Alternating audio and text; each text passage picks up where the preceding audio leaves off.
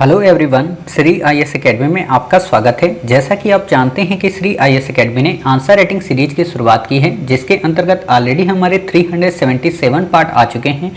ये हमारा पार्ट 378 है। अपने इस पार्ट में हम देखेंगे कि आपके द्वारा हमारे टेलीग्राम चैनल पर किस प्रकार का प्रश्न लिखकर भेजा गया, उसे आपने किस तरीके से लिखा और वास्तव में आपको उसमें किन किन बिंदुओं को ऐड करने की आवश्यकता है। तो चलिए शुरू करते हैं।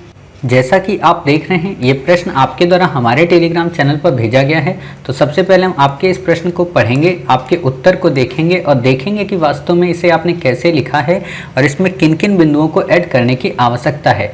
काफ़ी अच्छा आपका प्रश्न है। आपका प्रश्न है कि डिजिटल डिवाइड से आप क्या समझते हैं, भारत में इसके प्रभावों की चर्चा कीजिए। और फिर आपने लिखा है कि डिजिटल डिवाइड को कम करने के संदर्भ में कुछ उपायों को सुझाइए।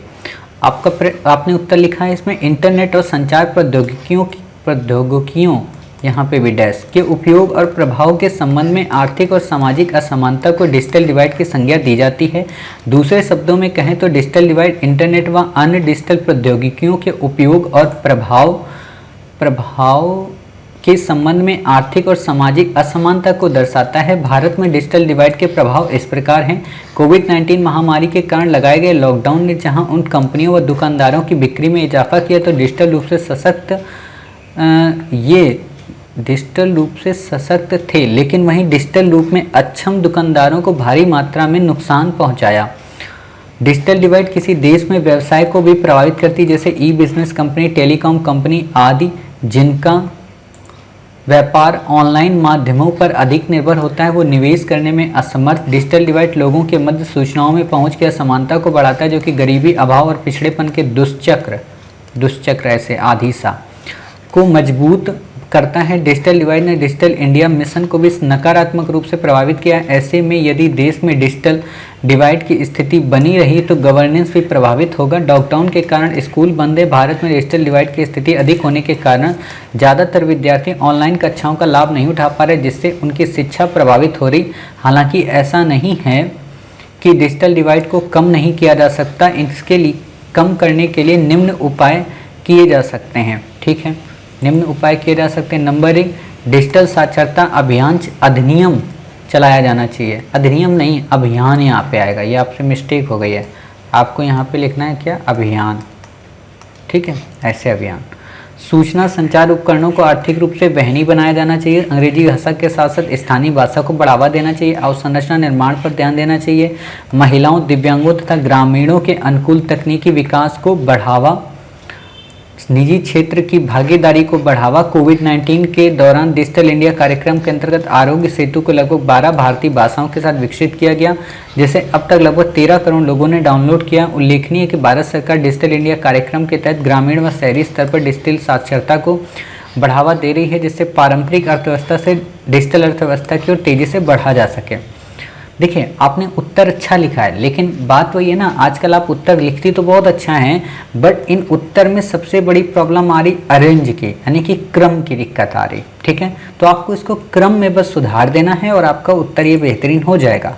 इसके अलावा कुछ बातों को और यहाँ पे अवॉइड करना है। वो क्या, जैसे कि आपसे सिंपल सा पहले क्वेश्चन पूछा ना, डिजिटल डिवाइड से क्या आशय, तो आपने डिजिटल डिवाइड से आशय के संदर्भ में परिभाषा बता दी।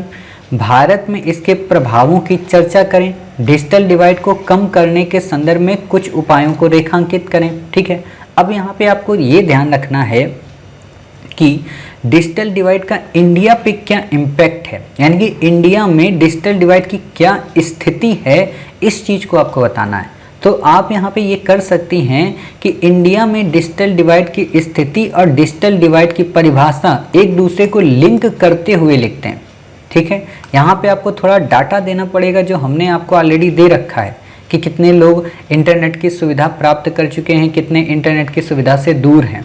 ठीक है, आपको वो डाटा देना पड़ेगा और वो डाटा जब आप दे देंगे तो इससे आपका उत्तर काफ़ी बेहतरीन होगा। ठीक है, अब आपने जब ये चीज़ें बता दी कि इसका इंडिया पे क्या इम्पैक्ट है, तो इसका इंडिया पे इम्पैक्ट केवल ऐसे मत बताइए कि इंडिया के रोजगार पे क्या है, इंडिया के लोगों पे क्या है। इसका बताइए कि इंडियन गवर्नमेंट की जो स्कीम है, इंडियन गवर्नमेंट के जो उस समय की महत्वाकांक्षी परियोजनाएं हैं, उन पर ये कैसी सकारात्मक भूमिका निभाएगा या कैसी नकारात्मक भूमिका निभाएगा। तो आप वो बता देना। और फिर यहाँ पे आपको क्या दिया है कि डिजिटल डिवाइड को कम करने के संदर्भ में कुछ उपाय बताएं। तो देखिए, पहले तो आपको किसके उपाय बताने हैं, सरकार के, कि सरकार ने डिजिटल इंडिया के डिवाइड को कम करने के क्या उपाय किए हैं। तो आपको अच्छे से पता होना चाहिए कि सरकार ने कई सारे प्रोग्राम चलाए हैं, जैसे डिजिटल इंडिया, लोगों को डिजिटलाइज पन सिखाना, ठीक है, सेल्फ हेल्प ग्रुप्स की मदद से लोगों में डिजिटल डिवाइड को कम करना। सरकार ने skill India, stand up India की शुरुआत की है, ठीक है। स्कूलों में पाठ्यक्रम को डिजिटलाइज बनाने के लिए एक तरीके से व्यावसायिक एजुकेशन देने की बात की है। इसरो हमारा अलग अलग साइंस के फील्ड में युविका जैसे प्रोग्राम चला रहा है, ताकि लोगों को जो है वो टेक्नोलॉजी की फील्ड में काफ़ी अच्छा नॉलेज हो सके। गूगल ने अलग से अपना प्रोग्राम चला रखा है, फेसबुक ने अलग से अपना प्रोग्राम चला रखा है।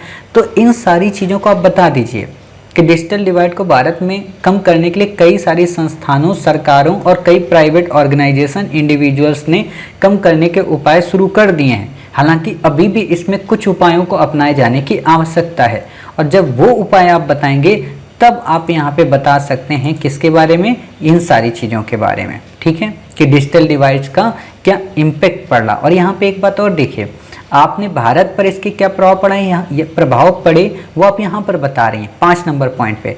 आप इनको भी क्या कहते हैं, ये जो इस जगह लाइन है ना, यहाँ पे एक साथ सिंक्रोनाइज करके लिखते हैं, पॉइंट में ना लिखें। आप इस देखो हो क्या रहा है, आप खुद ही समझिए। आपने जैसे यहाँ पे लिख दिया ना कोविड-19 महामारी के कारण, ठीक है, फिर आपने यहाँ पर आगे फिर लिखा है डिजिटल डिवाइड लोगों के मध्य सूचना लॉकडाउन के कारण। तो इस पॉइंट को और उस पॉइंट को आपस में लिंक कर दीजिए, ठीक है। अब आपके दिमाग में आ रहा होगा, सर इतनी बातें आप बता रहे हो, मेरा दिमाग खराब हो गया है, एक काम करो ना, आप खुद ही बता दो।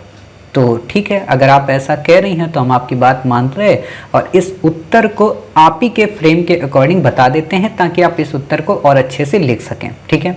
तो आप इसको ऐसे लिख सकती थी कि इंटरनेट और संचार प्रौद्योगिकियों के उपयोग और प्रभाव के संदर्भ में आर्थिक और सामाजिक असमानता को डिजिटल डिवाइड की संज्ञा दी जाती है। ये इंटरनेट व अन्य डिजिटल प्रौद्योगिकियों के उपयोग और प्रभाव के संबंध में आर्थिक और सामाजिक असमानता को प्रदर्शित करता है, ठीक है। भारत में डिजिटल डिवाइड की स्थिति की अगर हम बात करें तो कोविड-19 के बाद ये स्थिति काफ़ी ज़्यादा असंतोषजनक नजर आई, जहां पर कुछ डिजिटल कंपनियां ने निवेश के प्रति हतोत्साहित हुई, तो कुछ लोग जो डिजिटली रूप से अवेयर नहीं थे उनके व्यापार ठप हो गए। ये देखो, देख रही हो इतनी सारी लाइनों को हमने कैसे सिंक्रोनाइज कर दिया, ठीक है। ये निवेश की बात को भी हमने कैसे एक तरीके से वहां पे कम कर दिया, ठीक है। साथ ही इसी को कहते हैं कंजंक्शन का उपयोग करना। साथ ही इससे संबंध जो लोग इससे जुड़े हुए थे तो उनके मध्य गरीबी, अभाव और पिछड़ेपन का दुष्चक्र सामने आ गया। सरकार ने हालांकि इन सभी परिस्थितियों को देखते हुए अपनी ई गवर्नेंस के प्रोग्राम को रोका नहीं, बल्कि डिजिटल इंडिया के प्रोग्राम को और ज़्यादा बढ़ावा देने के लिए समय समय पर निर्देश जारी करती रही। ये बात अलग है कि लॉकडाउन के कारण देश के स्कूल कॉलेज बंद रहे, लेकिन ऑनलाइन एजुकेशन के माध्यम से हर संभव प्रयत्न किया गया कि एजुकेशन को प्रमोट किया जाए। कई जिला अधिकारियों ने, अब यहाँ पे दिमाग लगाइए, ये मौलिक चिंतन है, कई जिला अधिकारियों ने जहाँ पर ऑनलाइन एजुकेशन के लिए पोर्टल या कोई वेबसाइट उपलब्ध नहीं थी या कोई डिवाइस उपलब्ध नहीं थी, तो उन्होंने पब्लिकली एक माइक का उपयोग करके या पब्लिकली एक साउंड का उपयोग करके बच्चों में एजुकेशन को प्रमोट करने की बात की। स्मरणीय हो कि भारत सरकार ने, अब आप यहाँ बताइए, स्मरणीय हो कि भारत सरकार ने न केवल कई सारे डिजिटल डिवाइड को कम करने के प्रोग्राम लॉन्च कर रखे हैं, बल्कि कई सारी प्राइवेट और इंडिविजुअल कंपनियों ने भी मिलकर भारत में डिजिटल डिवाइड को दूर करने की कोशिश की है, ताकि भारत जैसे एक वृहद देश में इसकी जनसंख्या का सदुपयोग किया जा सके और अपने लिए एक बाजार क्रिएट किया जा सके। चाहे वो गूगल की बात हो, चाहे अमेजन की बात हो, चाहे फेसबुक की बात हो, ठीक है। हालांकि फिर भी अभी कई अन्य उपायों को अपनाए जाने की आवश्यकता है, जो कि निम्नवत है। नंबर 1, भारत को ज़्यादा से ज़्यादा डिजिटल साक्षरता को बढ़ावा देना चाहिए। नंबर 2, सूचना संचार के उपकरणों पर से आर्थिक जो कर की नीति है उसे सहज और सरल बनाना चाहिए।